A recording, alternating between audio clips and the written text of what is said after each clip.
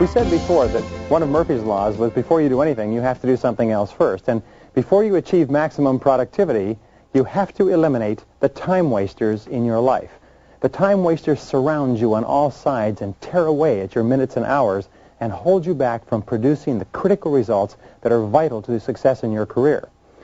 We've been talking, by the way, about eliminating time wasters from the very beginning. In a way, we've told you about two laws. One is called the law of the excluded alternative, which says that whenever you do one thing, you cannot simultaneously do another. So if you start to work on something that's more important to you, you cannot work on things that are less important. There's another law. It's called the law of forced efficiency. And again, it says when you have a burning desire to produce or perform in a particular area, and you focus all of your time, attention, and energy in that area, that alone will cause you to avoid and ignore and get away from the critical time wasters. So what we started with were the starting points of great success. And the first is clarity. Clarity. Clarity. What are you trying to do? How are you trying to do it? What are you trying to do? How are you trying to do it? Clarity is the number one word in time management, and it runs through everything you do. And it leads us to not only clarity with regard to goals and objectives, but it leads us to clarity with regard to priorities. The 80-20 rule. What are the 20% of the things that you do that account for 80% of your results? And the more you can focus single-mindedly on those, the more likely it is that you're going to be able to avoid the time wasters. Now, the second key to avoiding time wasters is decision. Decision with regard to the areas of concentration. What are the one or two things that you're going to do that make all the difference? You see, you can never do everything there is to do, so you have to think, and you can only do the one or two things that make all the difference in the world. And that's decision with regard to concentration. And the more clear your decisions and the more you concentrate, the easier it is for you to eliminate time wasters. Point number 3 is that you and I and everybody are surrounded by time wasters. In fact, most people are time wasters. Most people, by their very nature, because they're not as focused as you and I are, have a tendency to waste time. They socialize, they talk, they drink coffee, they drop in. They phone us on the telephone. They have recurring crises. They have problems. They have an excess of meetings and a whole lot of other things. So remember that most people waste time. Your job is to break away from others and be known to the critical people in your business as the person who doesn't waste time. Here's one of the great rules, is when you work, work all the time you work. Work all the time you work. Work all the time you work. This is one of the great rules of life. From the time that you come in, remember, your job is not to read papers, make phone calls, socialize, drop off your laundry, pick up your groceries, or get your dry cleaning done. Your job is to work all the time you work. If you're going to work 8 hours, by gum, you work 8 solid hours and just work, work, work. And I promise you this, everybody that counts knows who the workers are, and everybody knows who the non-workers are. All right, looking at all the studies, we have found that there are several major time wasters in the world of work. And let's take them one at a time. From the most prevalent, we'll talk about the basic 7. The first of the major time wasters is the telephone. The telephone seems to have an insistence with its ringing that causes us to be distracted over and over again. So here are some keys with regard to using the telephone. I'll just give them to you quickly. Key number 1 is have your calls held. Rather than responding to the telephone every time it rings, have your calls held. A second thing is to have your calls screened. If it is not important for you to talk to that person or there's no value to it, don't take the phone call. Don't allow your curiosity to overwhelm you. Number 3 is look upon the telephone as a business tool, not a social tool. You and I are conditioned from infancy, and especially from our teenage years, to think of the telephone as a social tool. We think that's how we communicate with our friends. The fact is that when you get into the business world, it's a business tool, which means get on and off it fast. Make it a business tool. When somebody phones, say, hello, how are you? And if they go into a conversation, say, what can I do for you? How can I help you? And get the conversation straight down to business as fast as possible. Now, here's another thing. When you're phoning somebody else, always have an agenda. Take a couple of seconds to write out what you're going to talk to the person about.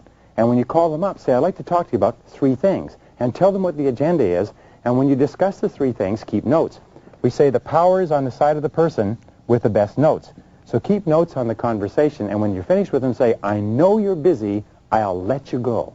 When a person is really conversational, likes to talk a lot, say, well, I certainly have enjoyed talking to you, and I know you're busy, so I'll let you go. Nobody's going to say, no, I'm not busy. So therefore, get on and off quickly. And finally, number 5 is batch your calls.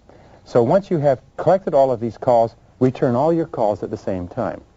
There are very few calls that are so important that you can't put them off till later. Now, the second key source of interruptions is visitors. We'll put the number 4 up here. Number 5 is visitors. Drop-in visitors, people who visit you either inside or outside the company without warning, and there are ways to take care of the visitors. Number 1 way to take care of the visitors, when somebody drops in and says, have you got a minute?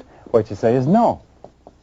And what you do say is very simply this, is say, no, I'm really busy right now. Could I talk to you a little bit later? Just be really polite, but pull the plug on a drop-in visitor as quickly as you possibly can.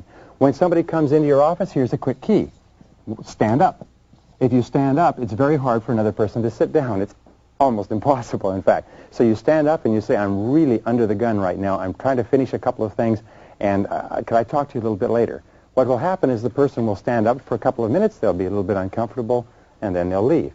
Now, a second thing that people do is that they put a do not disturb sign on their office handle. They get one from a hotel the next time they're in a hotel, and they put it on the outside so they can get themselves an hour or 2 hours of quiet time during the day. A third thing that you can do is when a visitor comes in is walk the visitor to the door. Say, well, one more thing before you go. And get up and take the visitor and walk them to the door. Something that people often do, by the way, is they say, hey, have I shown you something? And they say, something I wanted to show you. And you get up and you take them by the arm, and you take them outside of your office to show them something, and you say, I know you're busy. I'll let you get back to work. I'm in a hurry, too, and get back to work. So dealing with the drop-in visitor is absolutely essential. Standing up is one of the great keys. If you stand up quickly when somebody comes in, they're unlikely to stay there for very long. The 6th major source of interruptions is meetings. Now, here's a couple of points with regard to meetings. First of all, meetings are absolutely essential in business. They are a business tool. They're an absolutely essential way of sharing information, solving problems, doing joint problem solving, and so on. Also team building. However, an excess of meetings indicates malorganization. What does that mean? It means that nobody is really sure what they're supposed to be doing, and there's probably too many people. So meetings are a great waste of time. The average person spends about 3 to 5 years of their life in meetings, and about 50 to 70% of that time is wasted. So how do you cut down on the amount of time that you waste in meetings? Here's the keys that have been discovered over and over again. First of all, don't go. If you can possibly get out of a meeting, don't go to it. Say, is it necessary for me to be at this meeting? Now, if you're holding a meeting, here's a critical point. Take the number of people who will be attending, multiply their hourly wage by the number of people to work out the cost of that meeting. If you have 10 people who are earning $25 an hour each, you have a meeting that costs $250 an hour. If somebody came to you and said, could I spend $250, what would you say? You'd say, wait a minute, what's the reason for this meeting? What's the purpose? Why are we going to spend $250? And you need to know the purpose of every meeting. So therefore, once you've determined the purpose of the meeting, be sure that you have an agenda. If you are not organizing the meeting, make sure that somebody else who is organizing has an agenda. The 4th thing that you can do to make meetings more effective is to have start and stop time and stay on schedule. If the meeting is supposed to go from 8:30 to 9:30, make sure it goes from 8:30 to 9:30. Assume the latecomer is not coming. Don't wait for anybody. Just plunge right into the meeting. F is start with the most important items first on the agenda. Start with the most important items and deal with them first, so that if the meeting runs out of time, you've at least covered the major things. G is leave as soon as possible. Ask if your item can be discussed, or the thing that's of relevance to you can be discussed, and then when it's over, leave as quickly as possible. And finally, the last is, if you're going to have a meeting, distribute minutes after the meeting so that everybody knows what happens. Distribute minutes, and especially get closure on every item before you go on to additional items. Then distribute minutes so that everybody knows what was decided. These are the keys to making meetings effective. The 7th major time waster in the world of work is firefighting.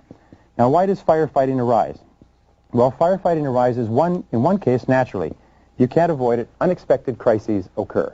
However, the best way to deal with a crisis is to anticipate it.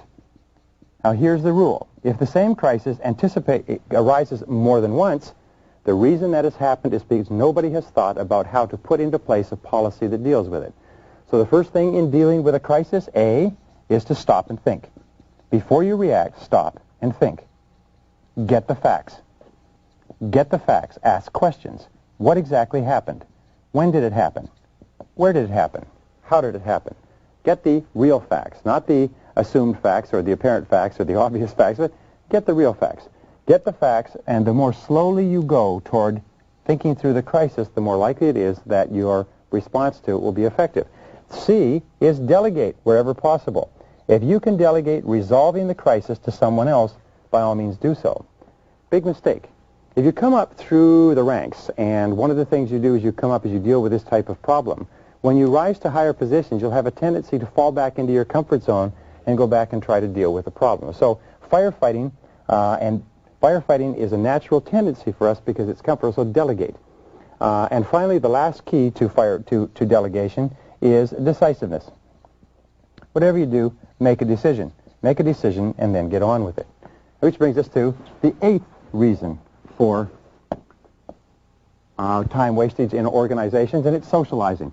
And as we said before, the average person spends as much as 30% of their time socializing.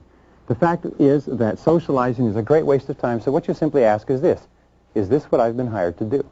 Not only is this what I've been hired to do, would I pay someone else to do what I'm doing? And remember, work all the time you work. Treat the working environment like a business environment and get away from socializing. Save your socializing for after-work activities. Number 9 is indecision. Indecision is almost invariably caused by either ignorance or fear. And one of the things we know about this indecision is that 80% of all decisions should be made now. One question you always have to ask yourself is this a decision that has to be made by me? And if it's not, delegate the decision. If possible, make the decision quickly. And we say that successful people are not necessarily those who make the right decisions, but they make their decisions right. In any case, indecision drags out time more than you can possibly imagine. Number 10 has to do with knowledge workers. The fact of the matter is, today, most of our employees are knowledge workers. Knowledge workers are people whose work is characterized by producing results. They produce results. And it takes a lot of time and a lot of unbroken time to converse with knowledge workers, to help them articulate, to help them think, to dialogue, and so on. So you cannot rush dealing with knowledge workers. Critical point. Number 11, you have to ask yourself, whose time do you waste? Whose time do you waste? Because you are also a time waster for other people. Do you keep people waiting? Do you keep people delayed? Do you come late for meetings? Do you promise things and then not do it? So ask other people, how do I waste your time, and to do everything possible to eliminate it. The 12th form of time wasting is perfectionism, is trying too hard to do the job too well the first time. So ask yourself, how well does a job have to be done? And if you can do it that well, then don't worry about getting it right. Internal memos, things for internal distribution, don't have to be done perfectly every time. Number 13, major time waster, is television. Now, the average adult in America wastes 25% of their time, their discretionary time, watching television. The average adult in America could become rich if all they did was not waste their time on television. Now, the way that you deal with television is to first of all understand that excessive television watching, now not watching a learning program like this on video, but excessive television watching is very hurtful. It causes you to become passive. It turns your mind to porridge. It causes you to become apathetic. It causes you to lose your capacity to think critically. And what it does is it causes you to lose your aggressiveness. So here's the key to television. Cut down by 1/2 hour per week. Chief executive officers of Fortune 500 corporations watch less than 5 hours of television per week.